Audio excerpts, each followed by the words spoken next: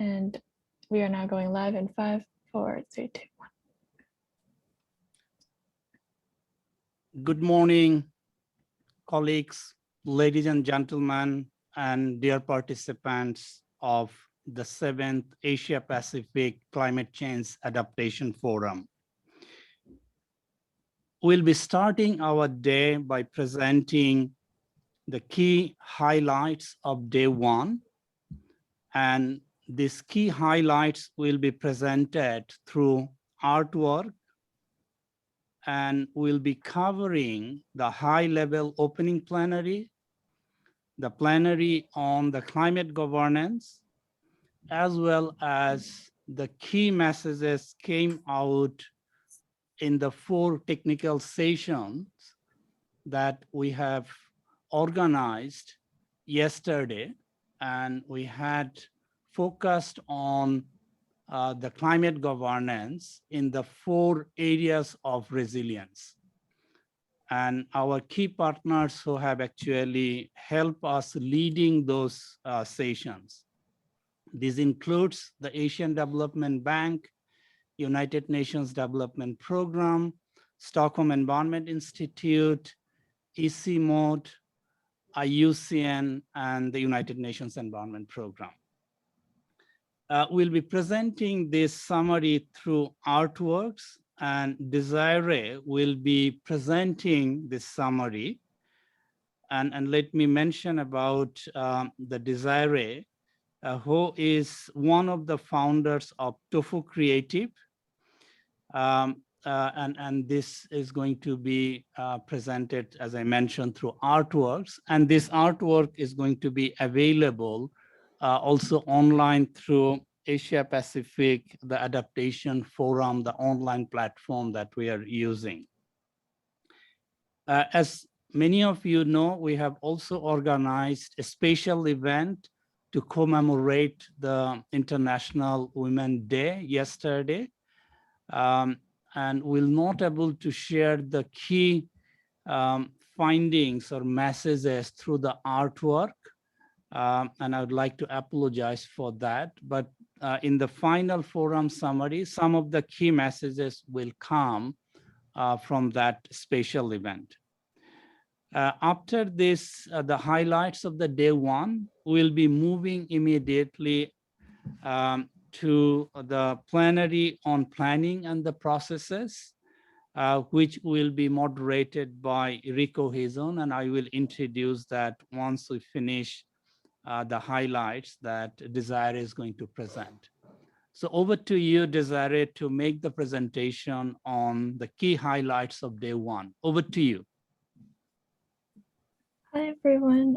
I am your technical facilitator and will actually be stepping in here very quickly right before Desiree shares her presentation. I wanted to welcome everyone once again to the 7th Asia Pacific Climate Change Adaptation Forum, and I'm here to ensure that you have a smooth experience with Zoom. Just before we begin, I wanted to let you know that this meeting is being recorded for documentation purposes, and the chat box is available in case you have any perspectives you'd like to share or need to reach out to me for any technical assistance. And very quickly here, I also wanted to inform everyone that Japanese language simultaneous interpretation is available. This feature has already been activated and is available now. And to listen to Japanese, please click the interpretation button in the menu at the bottom of your screen. I will now hand it over to Desiree to present. Thank you, Desiree.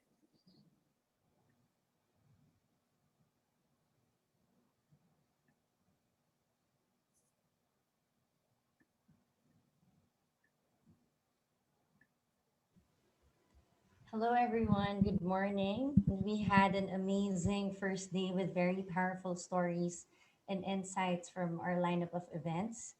And as mentioned by Babu, I'm Desiree from Tufu Creatives, and we're providing live illustrations or graphic recordings for the whole APAN summit.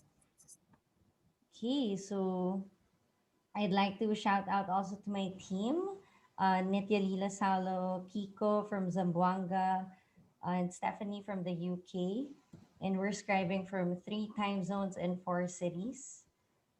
And we'll be showing you our visual summaries. So this link will be shared. It just takes a bit of a while to, okay, there. So this link will be shared with you via Hubilo by the organizers, and then you can view the graphic recordings. So for the first day, in the opening, we had these main questions. How do we shape recovery? How do we make the best solutions available to everyone? And there's this call for needing a revolution on understanding, planning, and finance, and how it is our moral and political responsibility to work on this together. And as for the panel discussion, we had these messages on how nature is central to response and how world leaders can learn from young people's resilience. And also how programming is easy, but finance is a challenge across the board. And then we had from Isa Barte this very moving visual storytelling. And it's essentially really beyond resilience, but about survival on the ground. And then for the road to COP26, there was this call for Asia Pacific nations to present climate adaptation and resilience communication plans. And finally, we ended with Nadia asking, how do we move from apathy to empathy? Okay, there. So that's a big picture for the first plenary in this critical decade to scale up action. And as for the high level, um, the opening on the policy and climate governance, Senator Lauren Legarda mentioned the vulnerability to climate impacts of the region. She also mentioned how adaptation finance must trickle down to the communities and how we must work together on making science available, understandable, and actionable. And as for our panel discussion, we heard from different countries. And from Malaysia, we heard that how the private sector needs to adopt an effective climate transition strategy. And from Bangladesh, given the risks that they face, the importance of grassroots driven adaptation strategies was highlighted.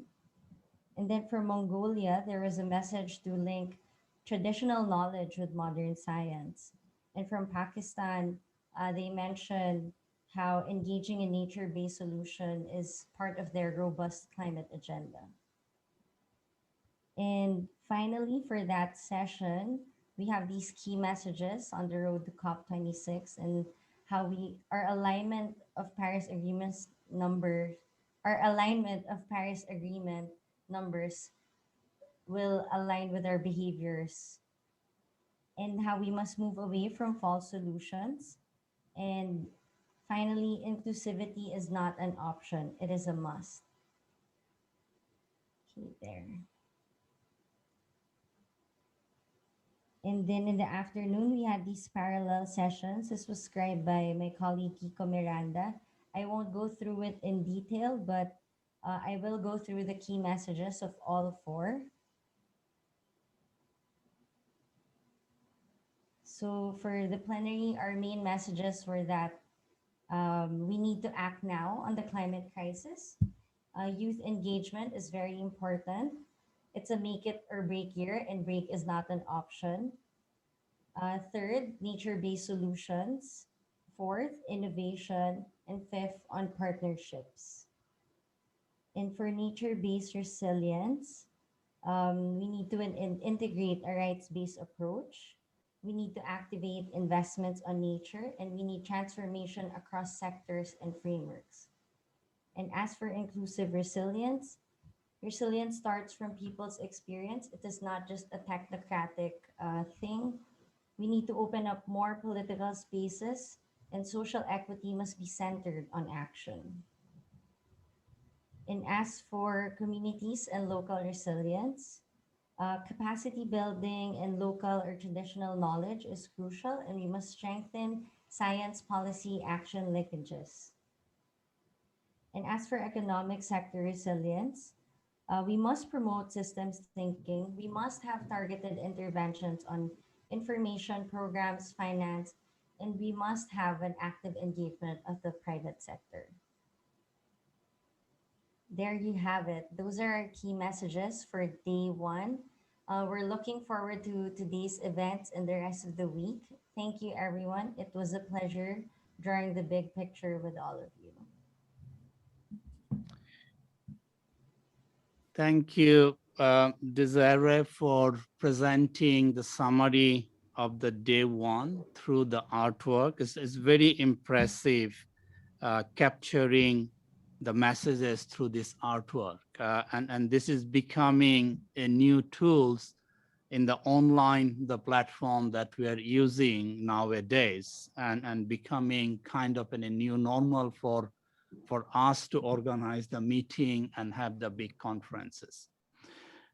So with that, I'd like to introduce the Rico Hizon, who will be moderating the plenary session on the planning and processes. Rico Hizon is a multi-awarded broadcast journalist. He's currently a senior anchor and director for news content development at CNN Philippines. So he's a well-known figure in this region. So over to you, Rico. Thank you so much, sir, for that wonderful introduction. Good morning, Asia. Hello, world, wherever you are, joining us from different time zones around the world, from the comforts of your homes, your living rooms, bedrooms, offices, and maybe some of you are even currently either biking to work, walking to work, or driving to work. I'm Rico Hizon, your host and moderator for day two of the 7th Asia Pacific Climate Change Adaptation Forum in this new normal, meeting and interacting with all of you via Zoom, virtually. And I would like to thank the organizers once again for inviting me to be part of this very important endeavor. And it is really, really wonderful to see hundreds of delegates and participants online right now for this plenary session.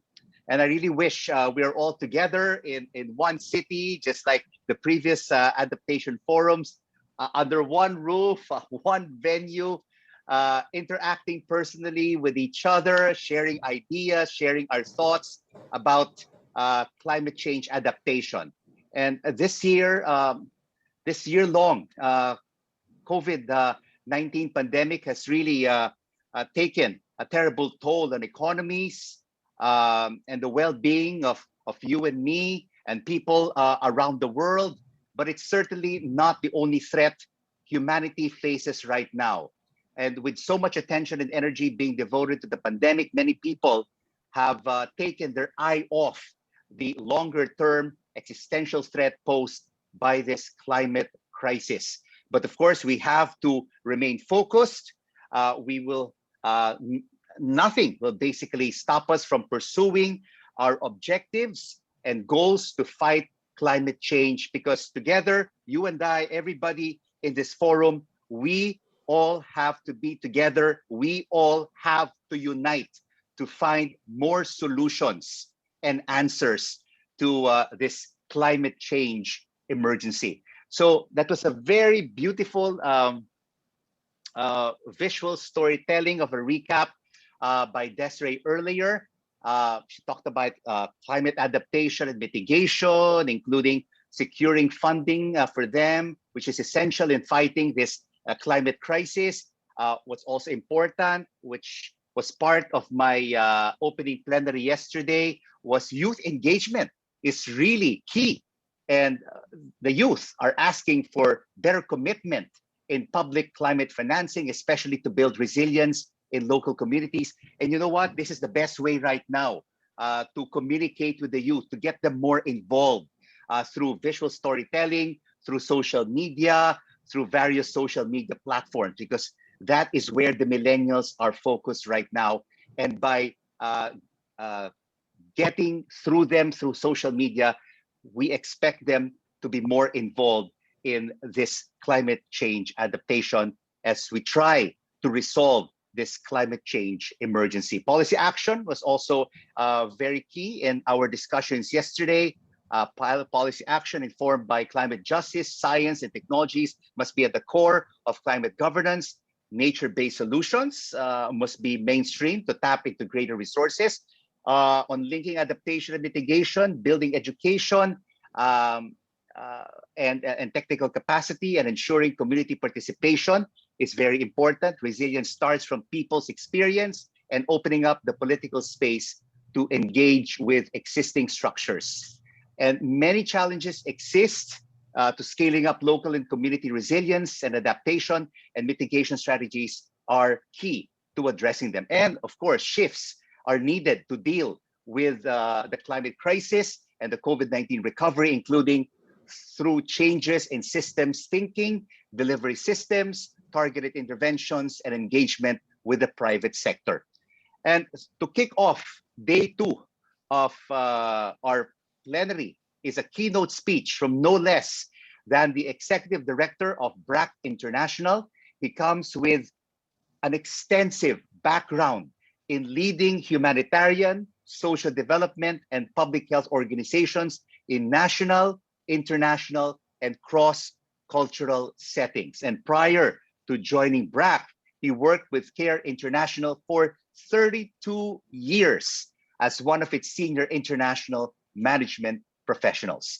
Delegates, participants, let us all please welcome and listen now to this very important keynote speech of Dr. Muhammad Musa, joining us from New York.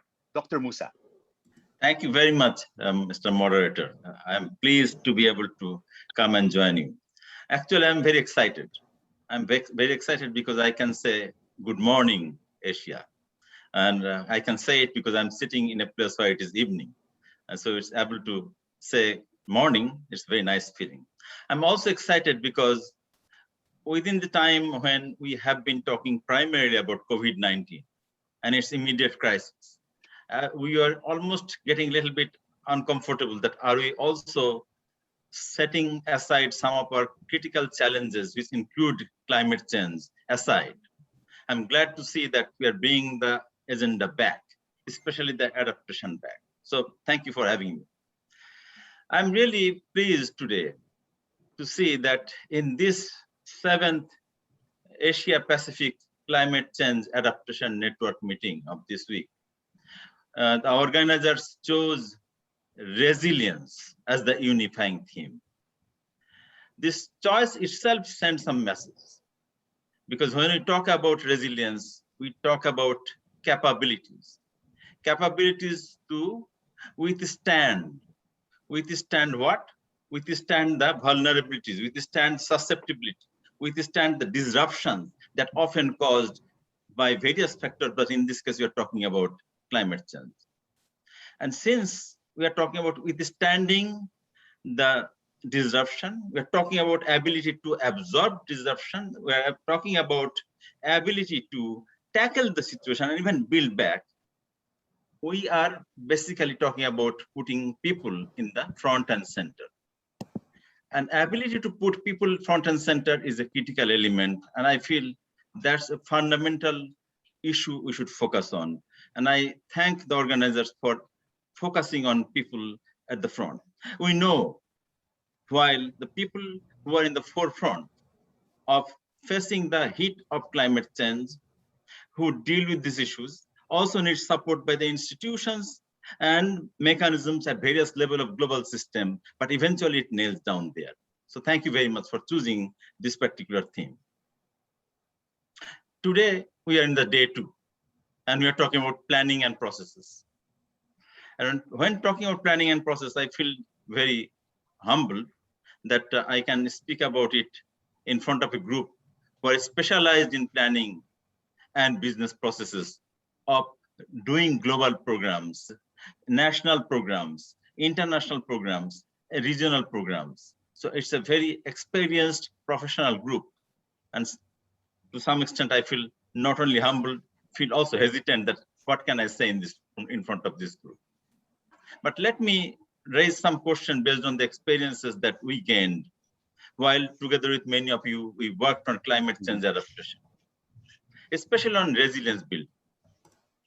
When it comes to planning and setting processes, taking the issues of policy to really advancing resilience building, do we adopt the planning process that empowers those who are at the forefront of the challenges?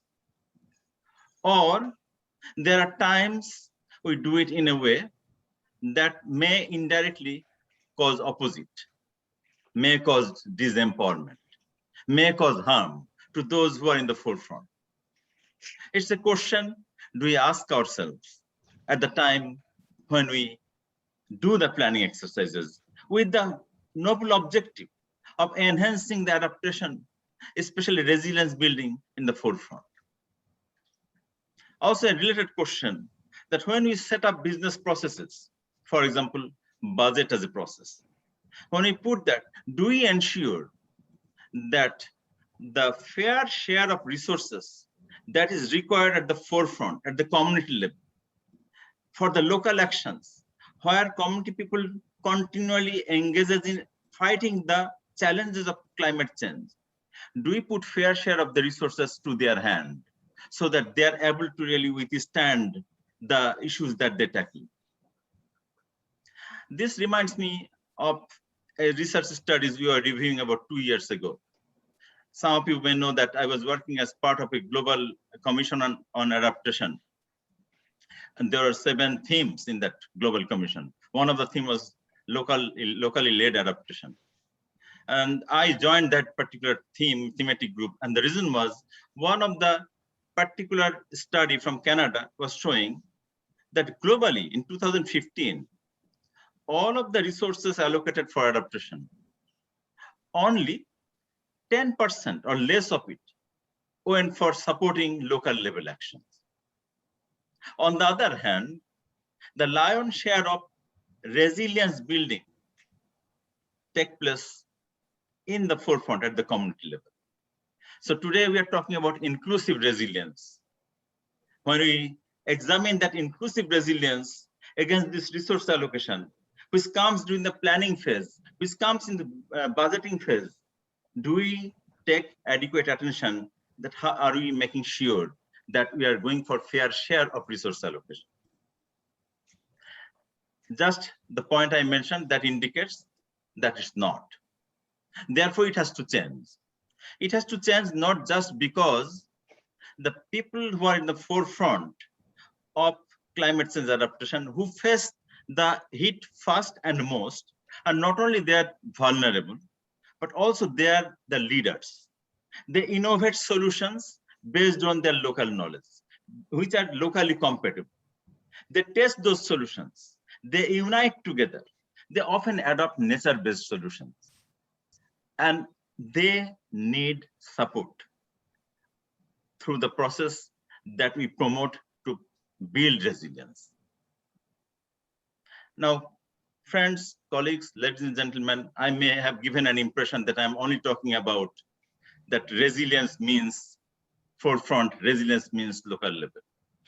No, I'm not saying that. I'm basically saying resilience at the end is a systems thinking process, at the end of which is are those who really fight it most, and they're often forgotten.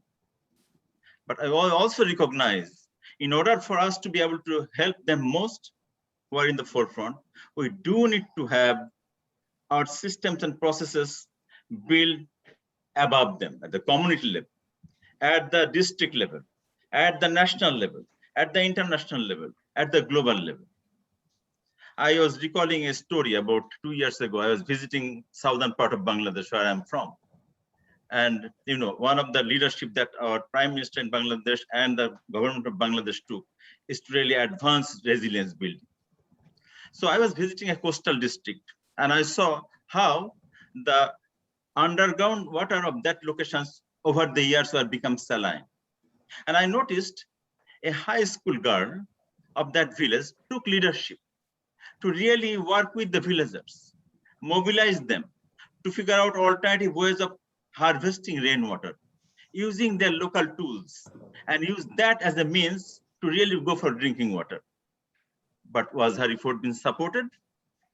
No, nobody has been noticing that. The point I'm making that our systems thinking should eventually focus down to that little girl who is taking leadership in that community.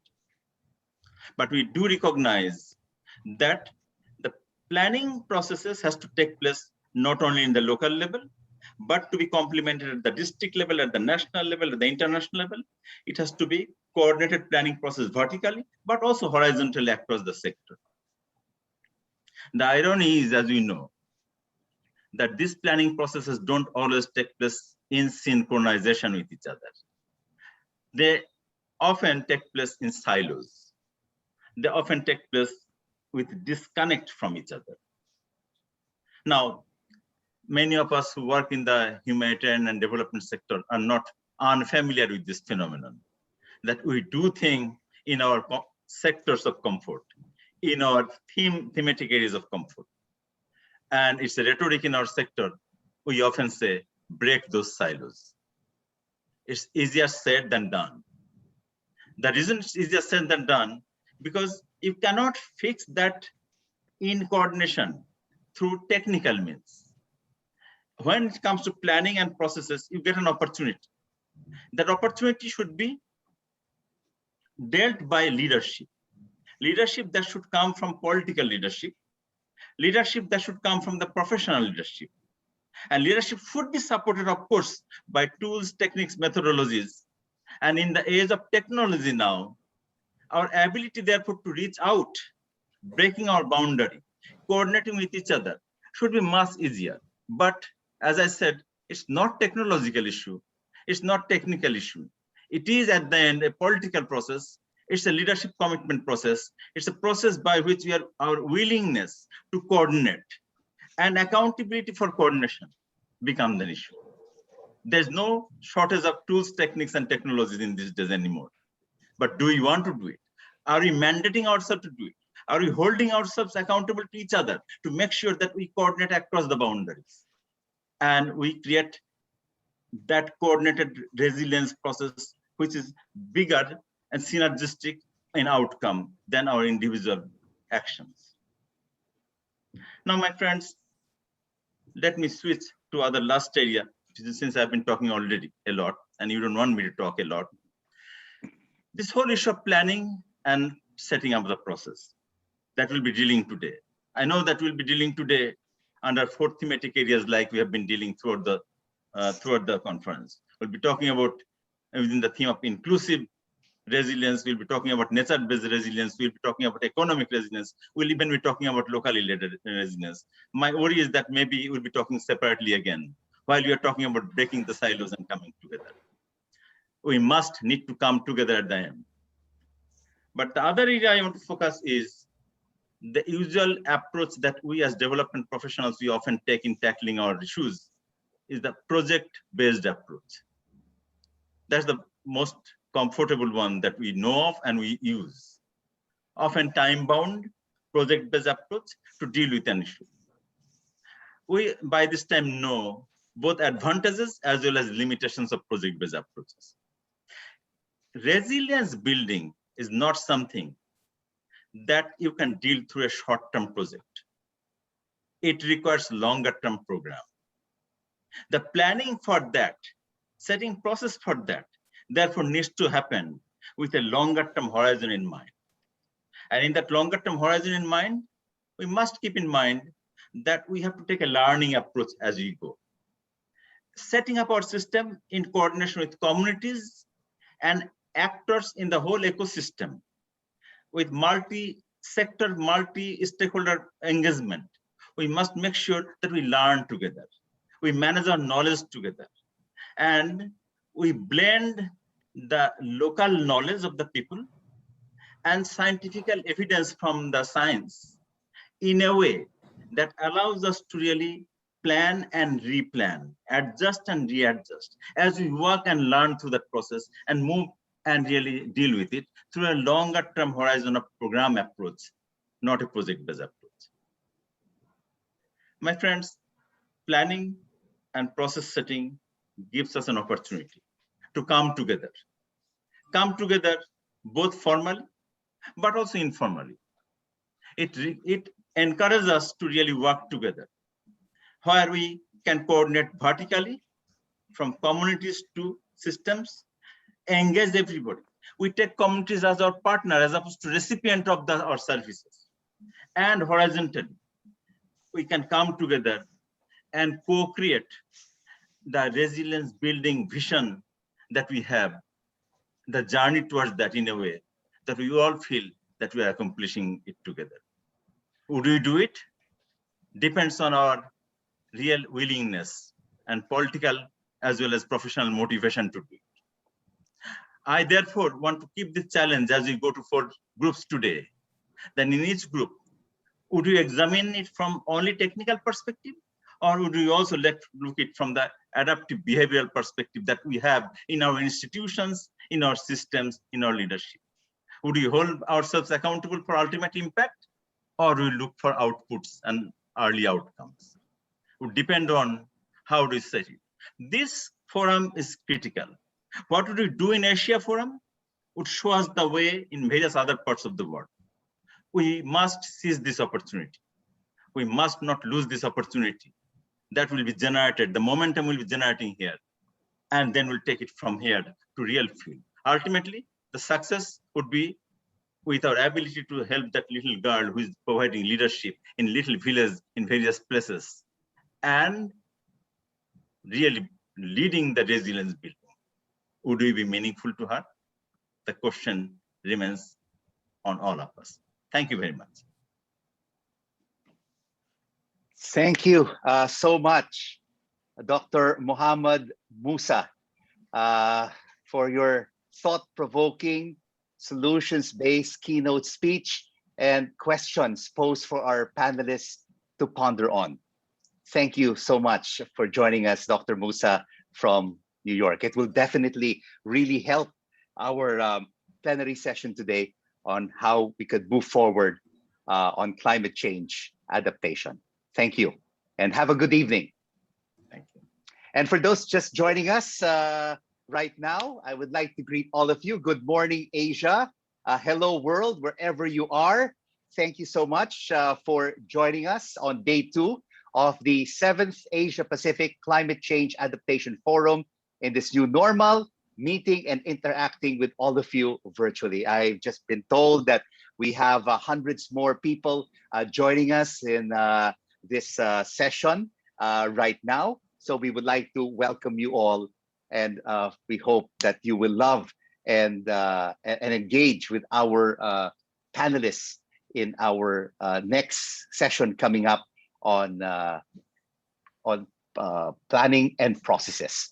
And now, before we move on to our plenary session, let's now all watch this artistic video performance by no less than an international cultural organization committed to raising awareness on social and environmental issues through artistic and educational programs. Let us all please give a big round of applause to ourselves and enjoy this performance by Grupo Jobel.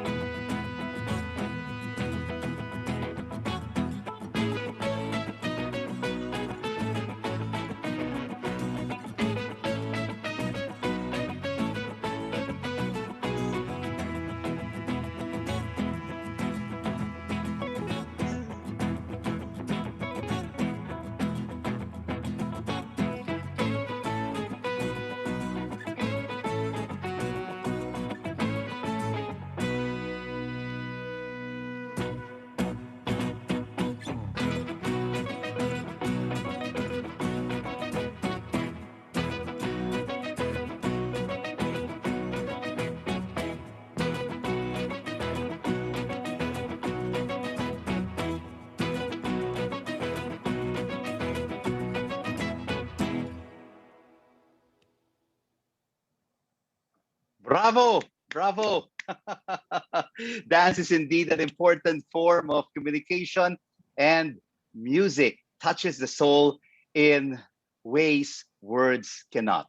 Thank you so much, Grupo Jobel, for this beautiful artistic performance. And now we proceed with our plenary on planning and processes, where we will look at successful stories of project planning at the national, sectoral, and local levels towards building resilience of all sectors and society, as well as showcasing how global processes can support inclusive resilience building efforts. And this session will also discuss how to apply system thinking in development and project planning and processes to design inclusive adaptation actions that don't create trade-offs and break silos. We will also highlight examples of the supportive role of development and project planning system and processes in ensuring inclusiveness and in financing well-designed adaptation actions and technologies. And this will also touch upon how the correct use of scientific knowledge in planning and processes can avoid unintended long-term consequences of adaptation actions. I would now like to introduce to all of you our distinguished panelists for this plenary. He is the Minister Counselor, Deputy Head of Mission Delegation of the European Union to Thailand. Let us all please welcome Giuseppe Bozzini. Thank you so much for joining us, sir. Our next panelist is the Director of the Local Development Finance at the United Nations Capital Development Fund. Let us all please welcome David Jackson.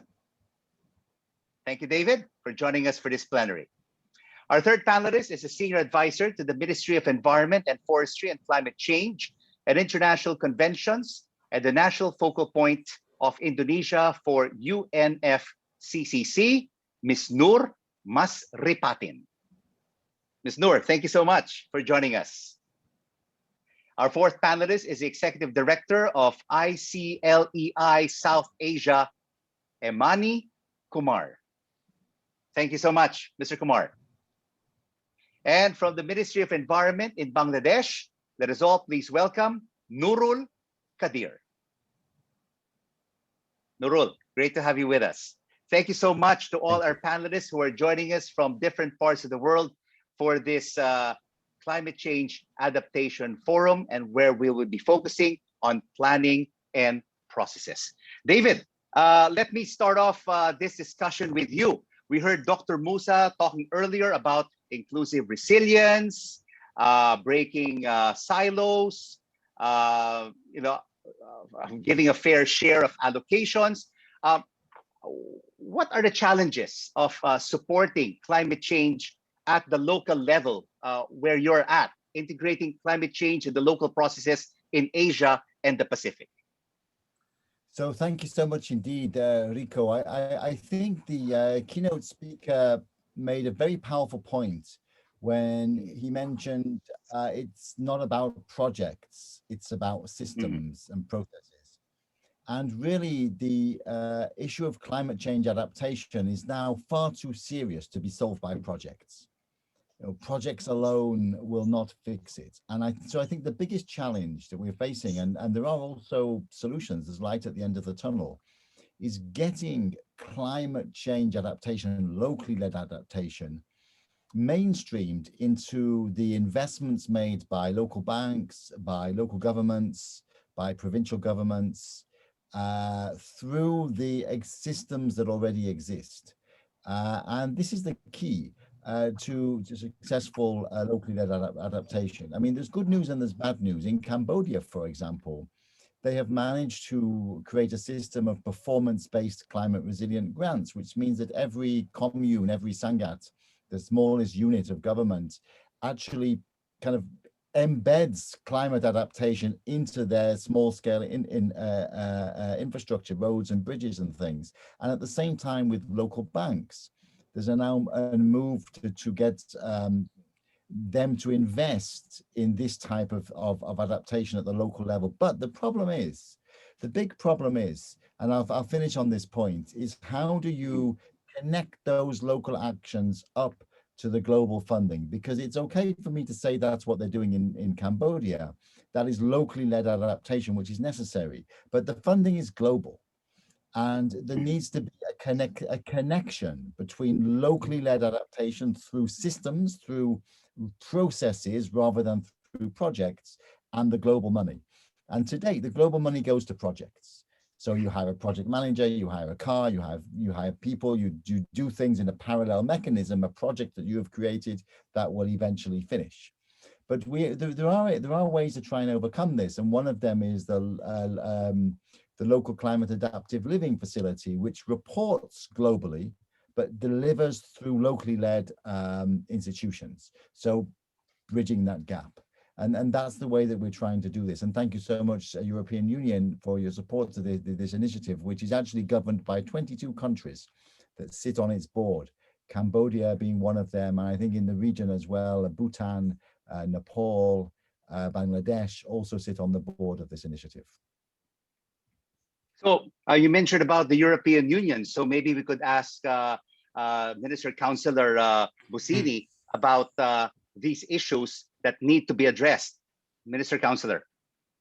Yeah, thanks a lot. And thanks a lot to Dr. Jackson for mentioning this. I mean, well, first of all, good morning, good afternoon, good evening to everybody. I'm very happy to be here, very honored. This is really the most important issue for us as European Union, both internally as regards our internal policies, our domestic policies, and also as regards our relations with third countries and international organizations around the world. Now, I mean, it's a bit difficult for me to concentrate what I would like to say, because I mean, it would literally take hours to describe in detail what the European Union has been doing and is doing. Maybe I can just give you, for the sake of brevity, I can give you a few hints on what we do in terms of planning and policies, not to lose sight of the big picture. First of all, I would like to mention one important thing, I would say fundamental thing. When the current European Commission, the executive branch of the European Union, took up office at the end of 2019, just a matter of weeks after they took up office, they produced the European Green Deal. This is, I mean, it's difficult to overestimate the importance of this strategy. It's an overarching and all-encompassing strategy which covers virtually all sectors of the life of planning, of policy making in the EU, but not only within the EU.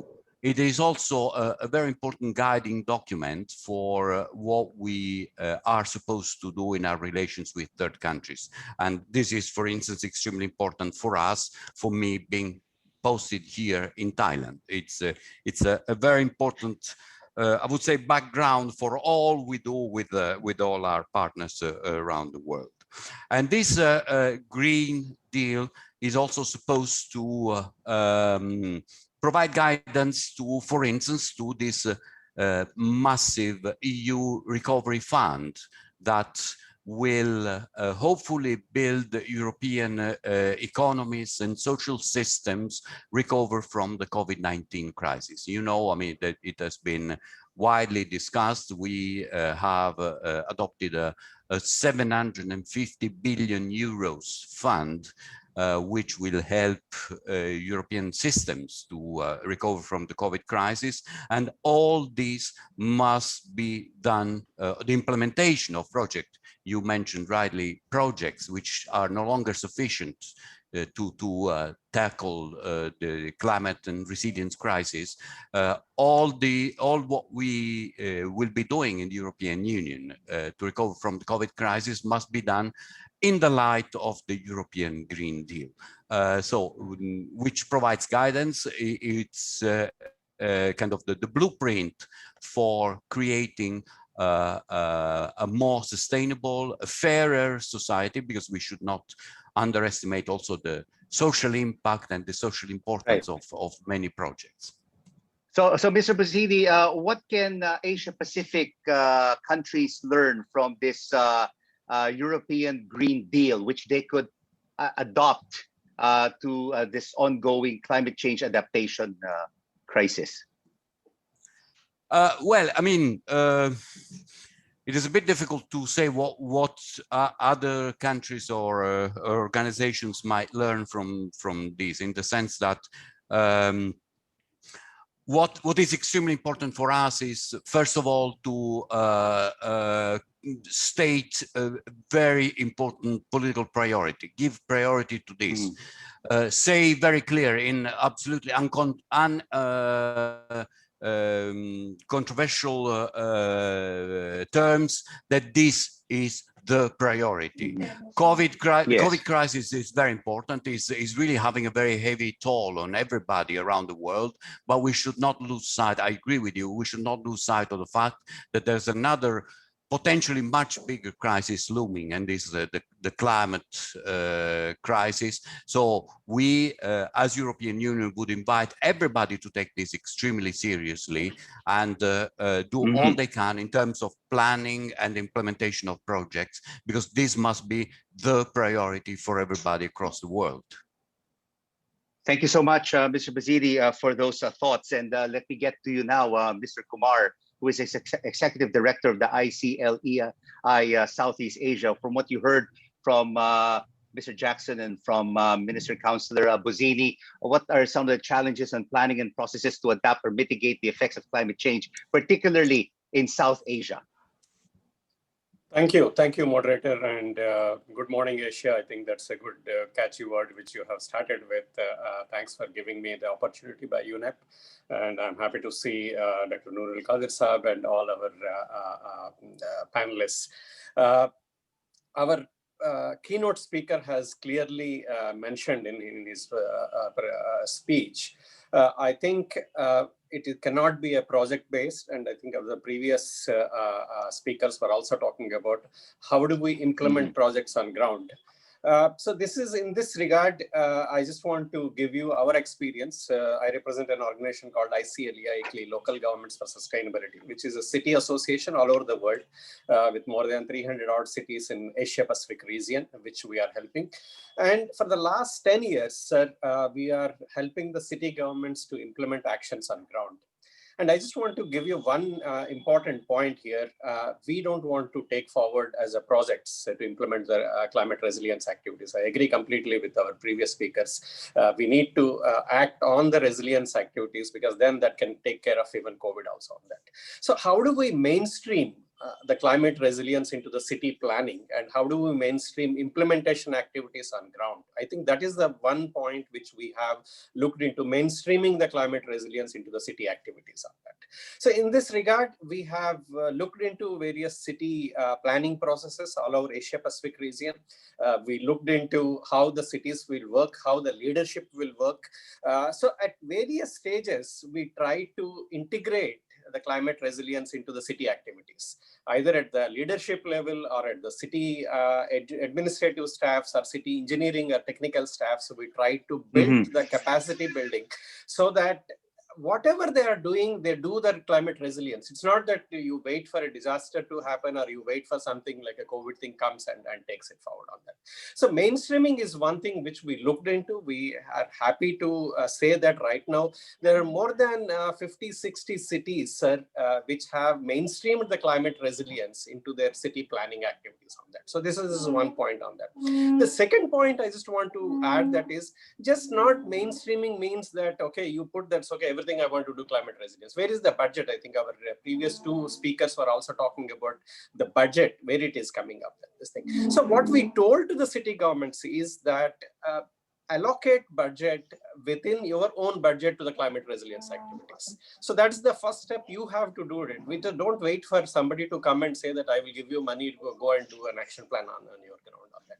So we have done that exercise. So now the city government started allocating money to various activities, resilience activities, which they have started implementing. And maybe if they don't have money, obviously they can look into European Union or other financial institutions on that. And one last word which I just want to add here, and maybe I will stop here, is again, I think our keynote speaker has said that involving the citizens. And city, if I have to talk about water resilience, it cannot be having within the city boundary of the activities, because there is no boundaries. Water shed management can be beyond the city limits also on that. So we created one platform called Urban Platform. Rural and urban areas, actually the cities, the boundaries beyond the city limits, which we have started bringing them up together. So that rural urban platform or urban platform, which is now example in many cities in Asia Pacific region, has really planning the climate adaptation activities, so that either it can be water, or it can be waste, or it can be energy, it can be food, anything you talk about. The COVID crisis has really given a chance for the cities to take forward these activities. And I'm happy to say that the cities are implementing these activities and taking it forward on that. So I'll just stop here. And if I want to answer any more, I'm happy to do that. Thank you.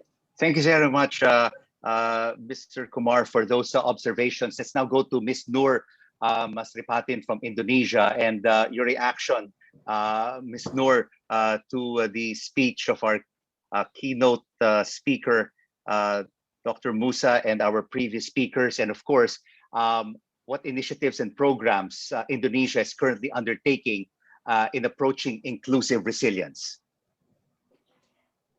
Thank you, Mr. Hison.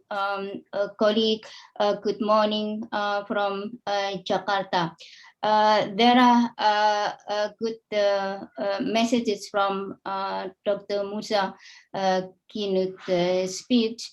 And one thing that I would like to start to connect with our case and your question is about the leadership and willingness to coordinate. For Indonesia, in terms of policy, we have a complete document, the translation of our NDC into the roadmap for mitigation and adaptation. And we have a system in place. Of course, this is not the ideal one, but we are improving over time. For example, the adaptation issues that we elaborate in the roadmap of NDC, we integrate, or we consider in the preparation of the 5-year development planning. So we already integrated in the planning.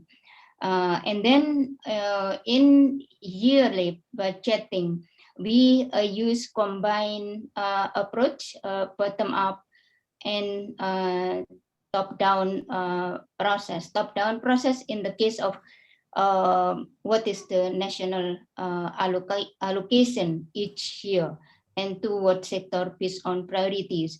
And there is a process also from the lowest level, coordinated by district, and we allocate resources up to village level also.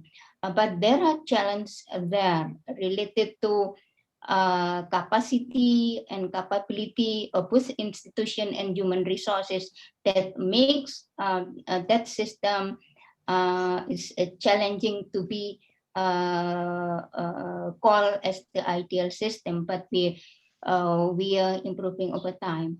And now we are doing also budget taking to see that among the program and activities carried out by sectoral ministries and the local government also consists of climate component, in this case both mitigation and adaptation, because we treat both adaptation and mitigation as one integrated policies and actions. And now we have also what we call it the movement to encourage from the smallest level of a unit, we call it village, to do the action joining adaptation and mitigation, and also addressing livelihood. So learning from the COVID-19, what I want to connect with leadership is because the adaptation program fall under almost 20 ministries. And among region, we have a diverse capability and capacity to deal with the program and have their own level of vulnerability. So the leadership that assured by our president to organize to manage his ministers and also governors to deal with the COVID-19, I think a good sign that we could do Ms. Noor. for climate. Yeah, thank Yes, you. I see that you mentioned that your approach is top down, bottom up. But how has Indonesia been successful? How has it been successful in? I mean, you mentioned about leadership in minimizing or cutting down the bureaucratic hurdles to effectively deliver better climate change adaptation plans. Yeah, that's what I call it, the role of leadership and willingness to coordinate. Because as I mentioned, the mandate is lies in so many ministries. The president through the cabinet meetings regularly monitor what is the integrated program or policies that need to be done by his ministers, how those progressing, and he evaluate and do what we call it corrective measures. So this is what we are doing. Thank you so much, Ms. Noor. Nurul, let me come over to you now in terms of Bangladesh. Can you share with us initiatives and programs on how the country has been approaching inclusive reliance, and have you been able to cut the bureaucratic hurdles within government to effectively deliver climate change adaptation?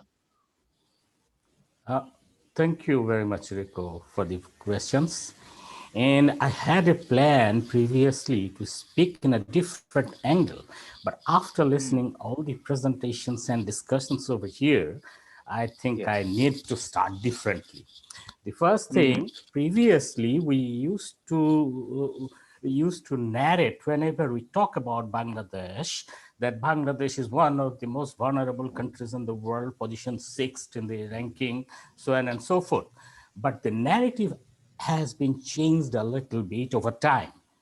Now, with vulnerability, with those things, the resilience has come in. The resilient development issue has come in the government agenda, not only in the government agenda, but in the civil society, NGOs and others. Let me say few things like the planning process in Bangladesh. Probably you know that the planning ministry, they are responsible for making the development plans. And in the development previously, we used to mainstream all the issues that is necessary. So bring in the planning document, but not on bringing in the planning document, not do the result, not bring the result. You have to implement those things. And where you need to introduce this resilience issue, systemic thinking, another thing, because you understand that in systems, each and every issue are very much interconnected. And if you fail to touch one, the other will impact you. Keeping all those things in mind, the Planning Commission in the recent years, they have trying to develop some tools for risk-informed planning. I believe this is one of the good things they're doing. If they can, the other thing they're doing is the circular, which was previously set for preparing these development plans, has been updated over time to meet the need of the time. Recently, they have done one of the disaster impact assessment tool to screen development projects as a part of risk-informed planning. Risk-informed planning is very important because if you know the risk, then only you can safely invest in projects.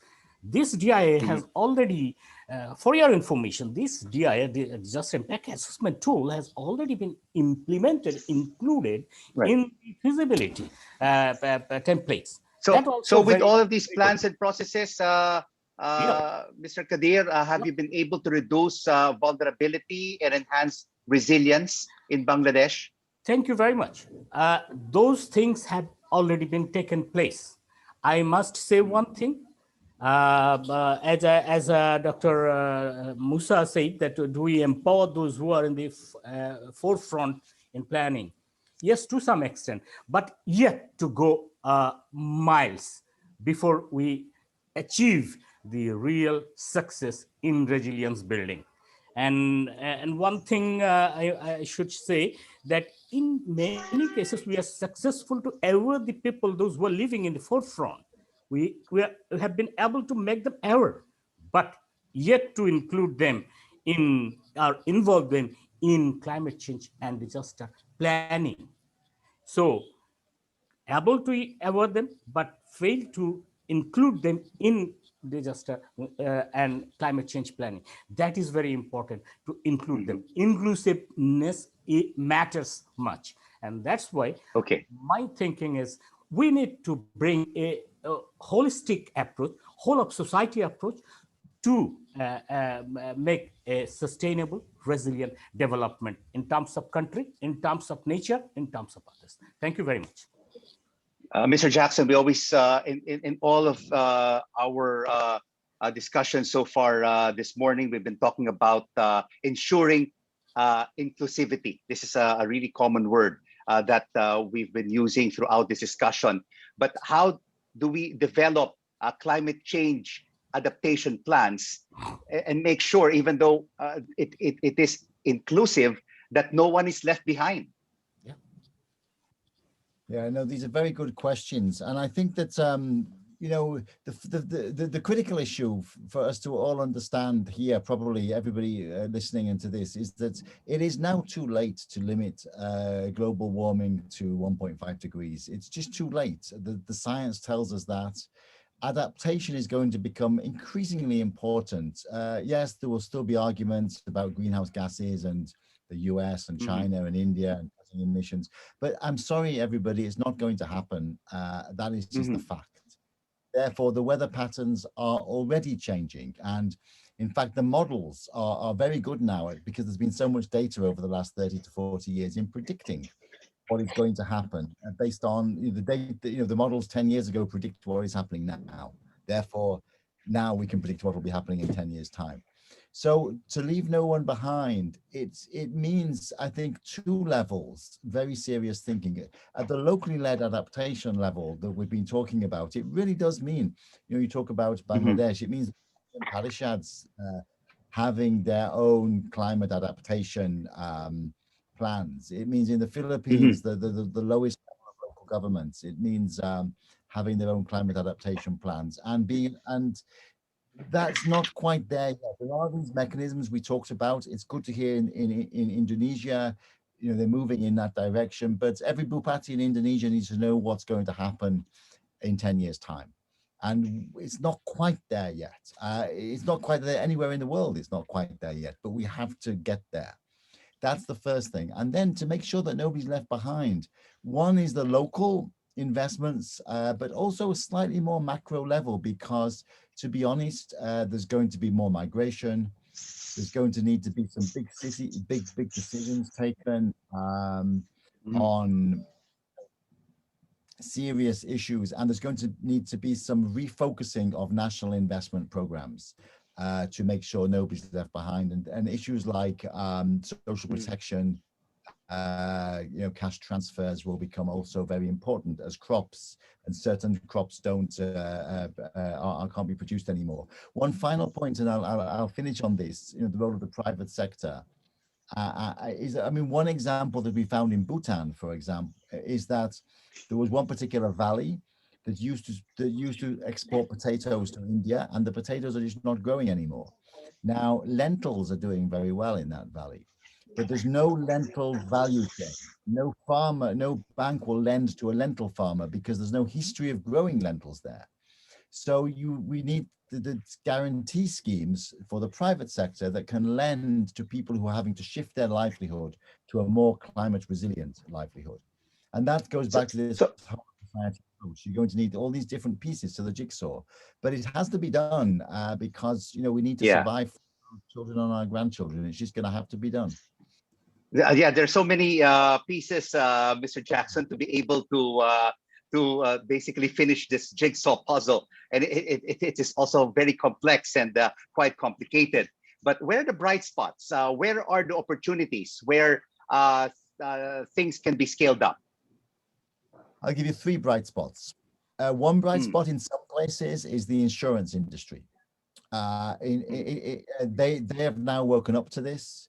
So you won't be able to insure things if you're not doing climate resilient practices. I mean, it's more important in some countries than others, but it's very important that the insurance industry have woken up to this factor. And that is changing insurance premiums, which means it's changing pricing, and it means that it's pushing the money in the direction of climate resilience. That is one bright spot. More important in countries where insurance is more important, but it's one bright spot. A second bright spot is the role of local governments. And we've seen in this panel, local governments are really waking up to it. And central governments need to see local governments as part of the solution, not part of the problem. They need to be seen as part of the solution for climate adaptation. It's starting to happen. I mentioned the locale facility. We had the speaker from Italy, also in Indonesia. It's starting to happen. So local governments is one bright spot. Second bright spot is, I think, the insurance industry is helping to change the pricing. A third bright spot, I think, is young people. Because young people, young people, they want to have families, they want to live well. It's their world, it's not ours. I mean, I'm getting to the older side of the spectrum. We need to hand it over to them, but they are demanding it. And they are demanding it, and it's right for them to demand it. And that will be my third bright spot. Thank you. So, Mr. Busini, would you like to add to what Mr. Jackson just mentioned? There's still a lot of complex and complicated issues for many countries in Asia Pacific to address in terms of climate change adaptation. Where do you think, having been based in Asia, in Thailand, where are the opportunities and where are the bright spots? Thanks a lot. I wanted to kind of complement what I've said before. I would like to make 3 points. First of all, the bright spot is the importance that must be given to multilateralism. It's something that is an absolute imperative for the European Union. We do believe that this is climate change, global warming, the COVID pandemics are typical examples of those problems that can be solved only by getting together, pooling resources, pooling political will, bringing together also local communities, local governments, because this is the only answer that can be given to this to problems that of this scale. Second, I would like to say that a bright spot is the way that the European Union has been trying to address these issues is also by using fully all the means at its disposal, so all the policy tools that we have. I'll make just a couple of examples. One, our trade policy is a very powerful, let's say, foreign policy instrument. When we negotiate free trade agreements, in all free trade agreements of the new generation, there is a chapter which is called Trade and Sustainable Development. And for instance, we are not ready to conclude a free trade agreement with a country which has not signed or ratified the Paris Agreement. So again, trade policy can be used to help further these policies, as well as our science and innovation policy. You know that the European Union runs the biggest science and innovation program in the world. And a lot of these Horizon 2020, a lot of these resources will be devoted to research programs, consortia, research institutions dealing with climate change, resilience, building resilience, and so on.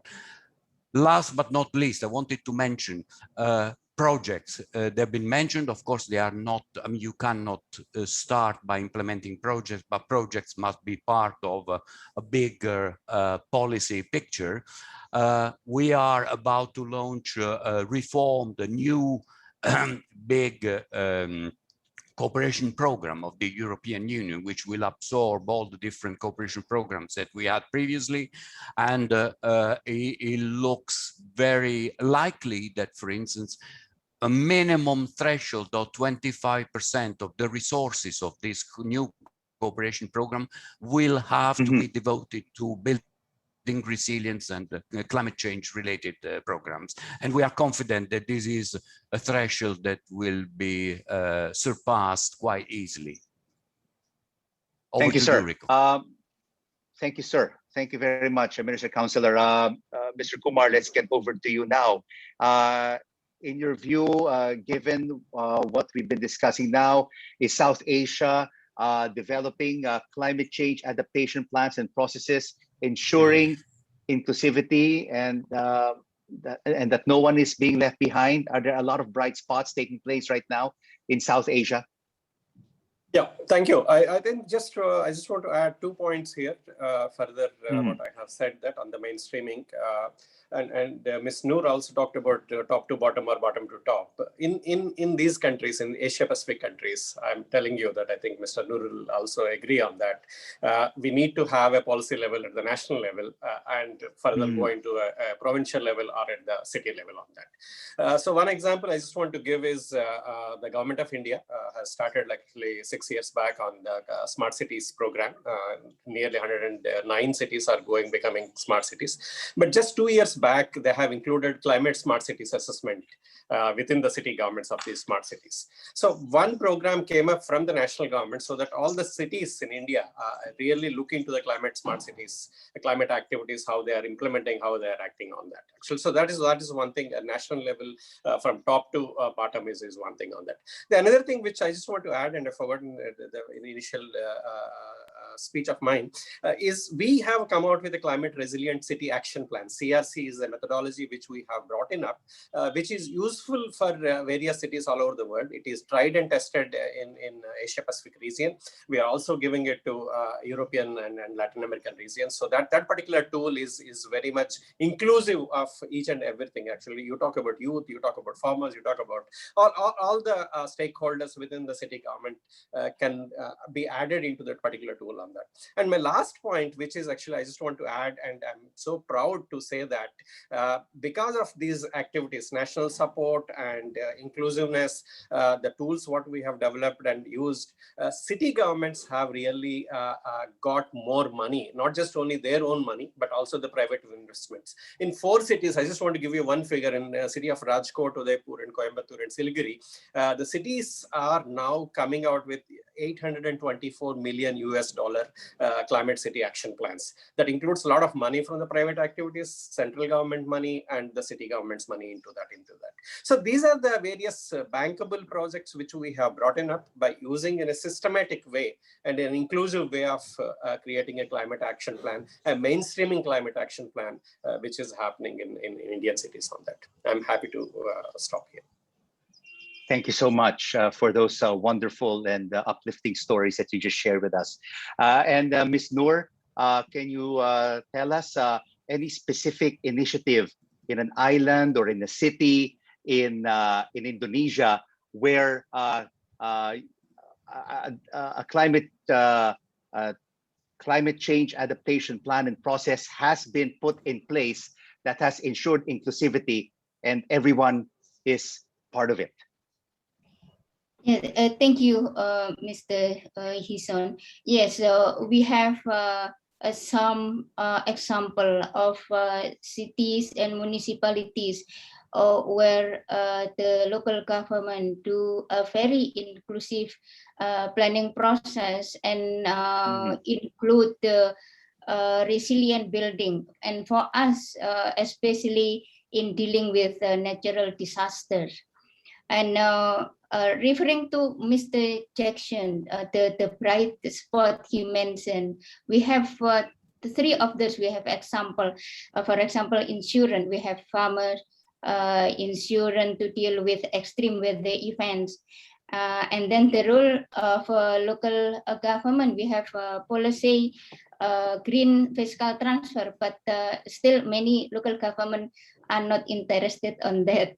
This is related to, I think, the capability building, etc. And for non-party stakeholder, in this case, private sectors, government also provide the policy so that we could really include all Indonesian citizens in our endeavor to build resilience. Thank you, Mr. Hisen. Thank you very much, Ms. Noor. And as a final word, because we have to wrap up our very interesting session on planning and processes, maybe we could have some final words from our panelists. Briefly, let's start off with Nurul Kadir from the Ministry of Environment in Bangladesh. A final word on plannings and processes for climate change adaptation and resiliency. Sir. Thank you, Mr. Rico. Yeah, the final word would be like, I would certainly pinpoint three bright spots from my side. One is the political engagement. This is very high in Bangladesh, and I hope that will yield result at some point in time. The second point that I would make, the youth and the digital means. That is really innovative, and that is really providing some good examples, like in agriculture, we are using this digital means. And the last one, but not the least, is the local level knowledge, the indigenous knowledge. That is very important for your local level planning on adaptation issues. Countries around South Asia are preparing the NAPS, National Adaptation Plan, and I believe we should at least focus on the ground level, bringing in people from there, their voices. At least I want to see that the NAPS will include their voices, so that the local level planning and ultimately the adaptation planning will result towards sustainable, resilient development. Thank you. Thank you very much. And I would like to thank our panelists for this very engaging and informative plenary on planning and processes.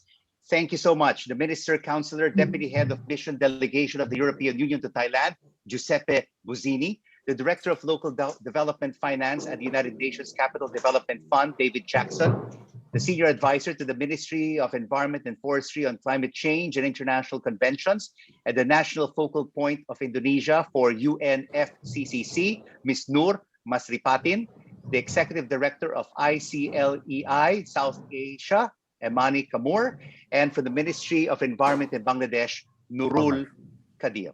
And that wraps up my session for today. And wherever you are, always stay safe, stay healthy, and follow minimum health protocols. Always mask up and keep your physical distance. Always wash your hands and sanitize. I'm Rico Hizon, your moderator. Thank you so much for joining me. Bye for now. Thank you. Thank you so much. Thank you so See much, you. Rico, Thank and you. to all of our wonderful panelists. Thank you for attending today's session as part of the 7th Asia-Pacific Climate Change Adaptation Forum.